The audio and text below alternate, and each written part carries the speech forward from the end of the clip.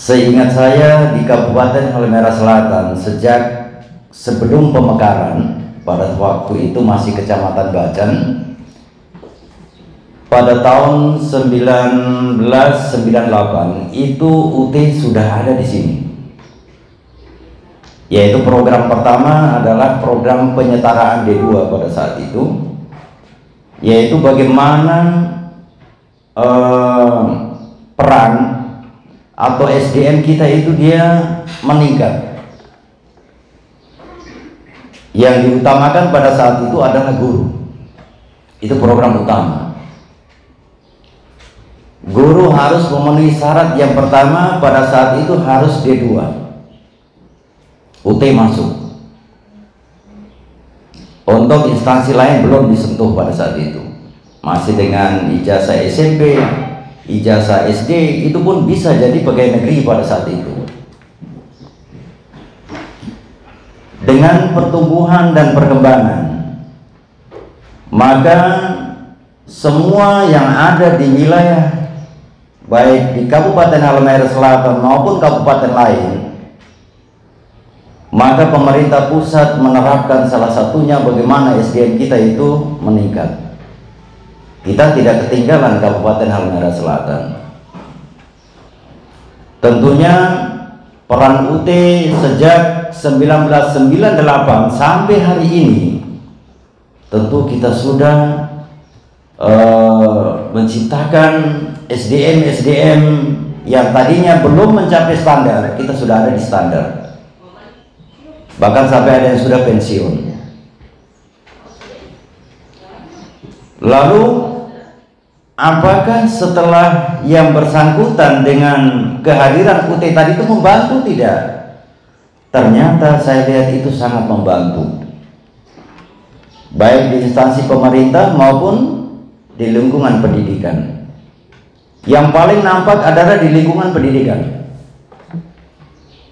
Begitu terbitnya aturan terbaru bahwa seluruh pegawai negeri sipil, terutama guru, dalam pemenuhan undang-undang guru dan dosen wajib S1, itu pun UT muncul, buka program S1 PGSD. Waktu itu PAUD-nya belum, S1 PGSD. Dengan koordinasi yang baik antara universitas terbuka dengan pemerintah daerah pada saat itu, di masa pemerintahan Pak Haji Muhammad Kasubah, kurang lebih mintanya pada saat itu 1.000. Saya bayar pada waktu itu. Begitu data tidak valid, maka yang bisa diakomodir kurang lebih 300 orang. 300. Nah, secara otomatis bahwa SDM kita melalui proses kerjasama ada 300 guru yang sudah S1, yang sekarang rata-rata menjabat sebagai kepala sekolah maupun pengawas. Itu UT. Nah, kenapa kita merasa bahwa kita rasa kecil? Sebenarnya memang ada. Karena UT tidak memiliki gedung, itu satu. Pada saat itu ada istilah baru, UT itu ulang terus. UT ulang terus katanya. Nah, hari ini mulai sejak dengan adanya orientasi yang kita lakukan setiap saat, ternyata pertumbuhan yang kata ulang terus itu dengan sendirinya hilang. Dengan sendirinya hilang. Maka oleh karena itu saya berharap untuk kita semua, sebagai alumni, saya juga sebagai alumni, saya rasa bangga dengan keberadaan UT tidak menyusahkan siapa-siapa. Pertama, biaya murah, tidak pernah dimarahi, tidak pernah diberikan beban yang berat. Tetapi bagaimana kita membangun kesadaran? Karena UT yang hari ini selalu disebut, yang hadir di tempat ini sebutannya bapak dan ibu, berarti rata-rata orang dewasa, bukan anak yang baru lulus SMA. Bapak dan Ibu selalu disebut dalam pertemuan apa saja. Itu berarti kita sudah matang.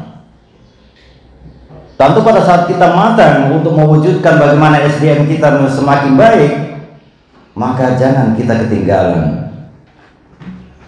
Tidak boleh kita ketinggalan.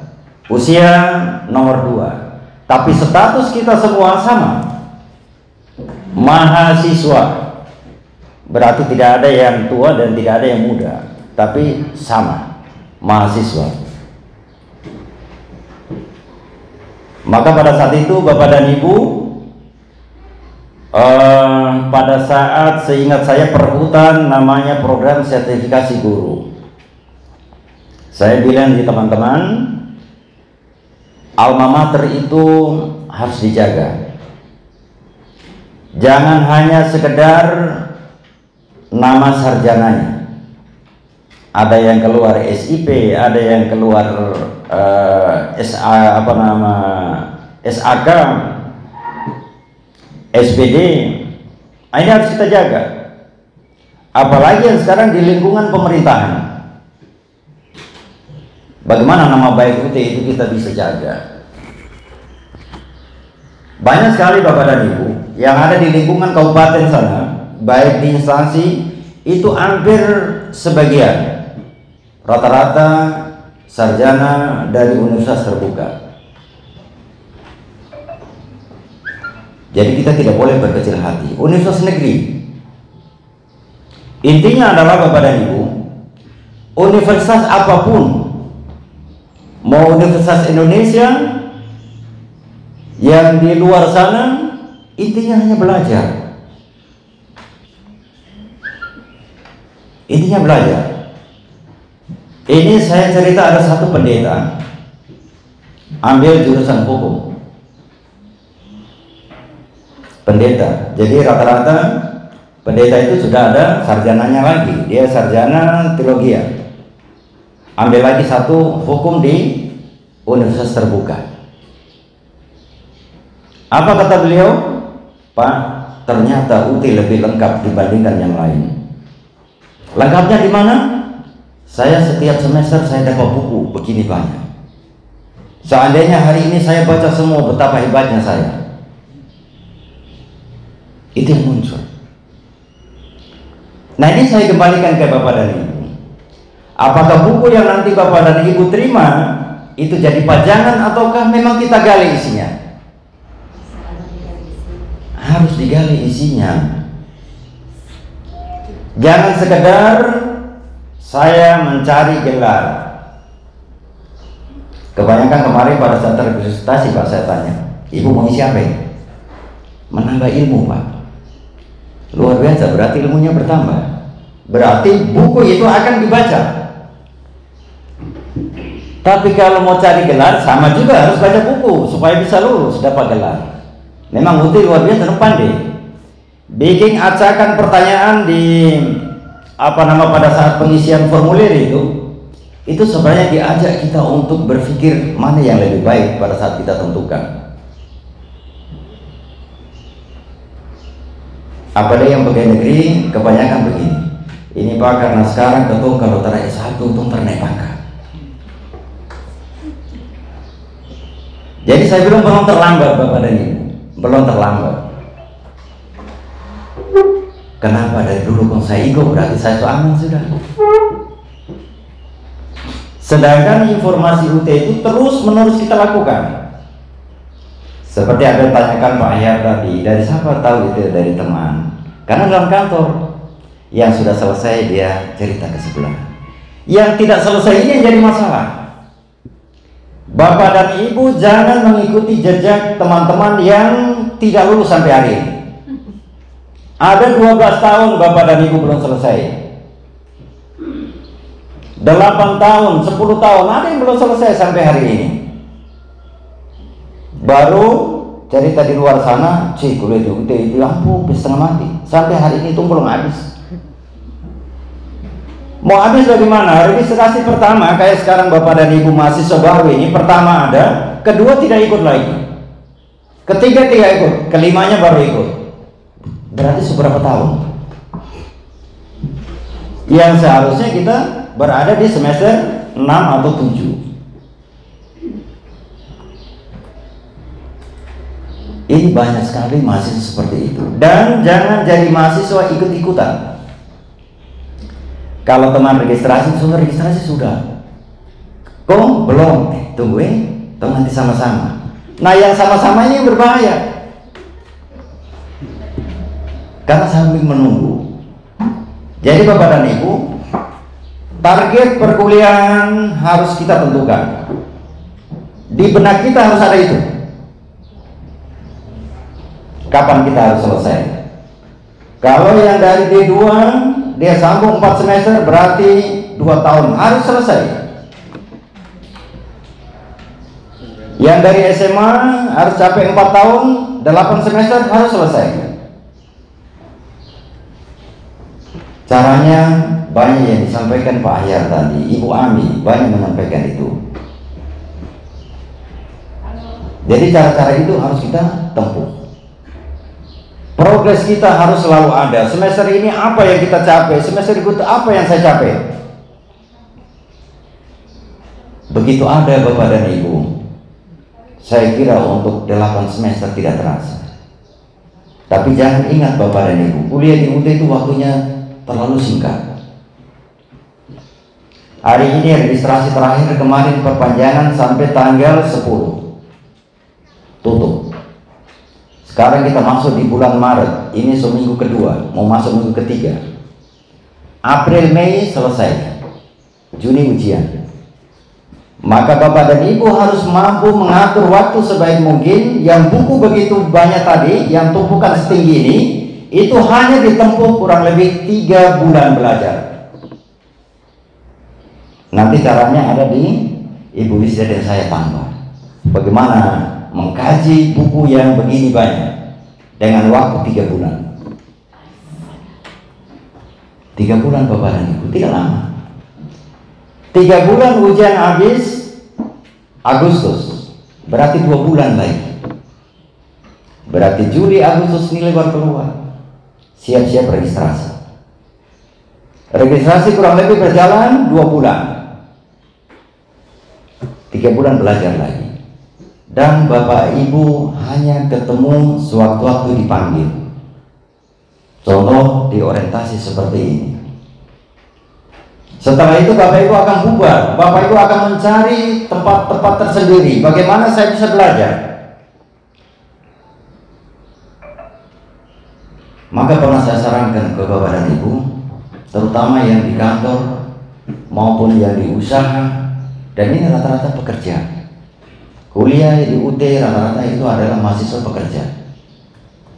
Harus mampu mengatur jam berapa ada waktu luang.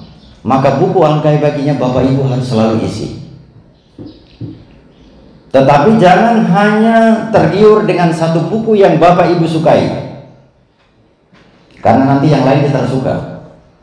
Kalau tak suka tak lulus. Karena secara tidak langsung Bapak Ibu, dosen UT itu buku yang ada. Kalau Bapak Ibu tidak kenali bukunya, maka Bapak Ibu ketemu ujian tidak akan kenal dia. Beda dengan perguruan tinggi tatap muka. Kalau tatap muka Bapak dan Ibu sudah kenal dari pemadi sana, saya antar gula merah 1 biji, saya sudah dapat nilai C.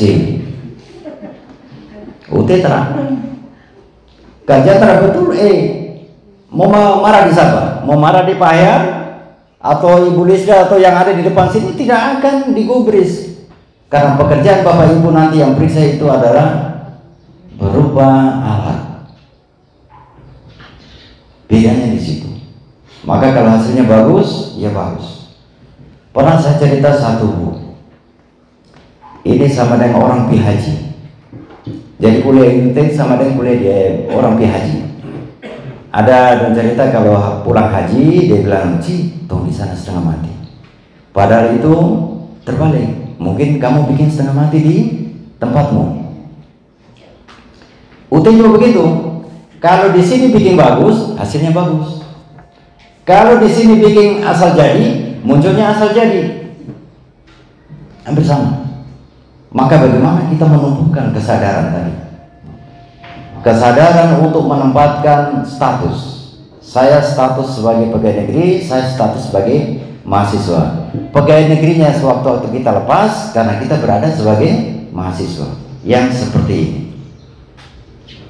Maka Bapak dan Ibu, kalau bicara tadi SDM, kita itu kategori UT sangat membantu daerah ini, baik di instansi perkantoran maupun instansi lainnya, termasuk yang paling banyak adalah guru, termasuk yang sekarang marak-maraknya adalah kepolisian juga semakin semakin banyak untuk bagaimana yang bersangkutan untuk studi di universitas terbuka. Bapak Ibu yang saya hormati, apa yang diberikan oleh Pak Ahyar, Ibu Lisda dan teman-teman lainnya, ada satu PR yang harus kita lakukan. Bagaimana kita membesarkan UT agar UT ini tidak dipandang sebelah mata. Maka kita tunjukkan tadi, kita promosikan UT sama-sama. UT itu tidak seperti itu, tidak seperti itu. Kebanyakan yang tadi, kita tidak memberikan informasi yang baik, kita hanya memberikan informasi buruknya. Maka termasuk media-media yang kita angkat melalui alat seperti ini, maka kita juga harus mengekspos yang baik. Karena kita sebagai alumni, kita berada di satu lingkungan sekarang, universitas terbuka, maka kita ambil yang positifnya sehingga UT itu bisa besar, terutama di daerah ini. Bapak dan Ibu yang hadir ini, mahasiswa baru kemarin sebenarnya kurang lebih 40-an ke atas, sekitar 45. Namun yang melaksanakan pembayaran 38 orang. Itu setiap semester. Oh silakan. Nah, 38. Hampir setiap tahun seperti ini. Jadi dalam 1 tahun, selain kita melalui progres kerjasama dengan pemerintah daerah, juga mahasiswa mandiri cukup banyak. Bahkan kemarin hasil registrasi terakhir, rekapan terakhir mendekati 300 yang ada di Kabupaten Halmahera Selatan. Suatu saat nanti Bapak dan Ibu, tak kala kita akan ujian bersama, kita tidak akan mengenal satu sama yang lain. Bapak Ibu tidak akan tahu bahwa mana yang semester pertama, semester kedua maupun semester akhir. Yang tahu adalah yang di Pokja. Yang tahu di Pokja. Maka Bapak dan Ibu yang registrasi secara mandiri juga harus lapor.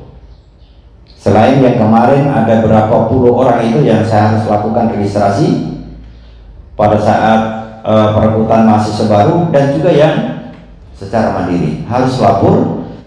Terima kasih telah menyaksikan video ini. Mohon berikan dukungan dengan cara subscribe, like, dan juga share, serta tinggalkan pesan pada kolom komentar. Sampai jumpa.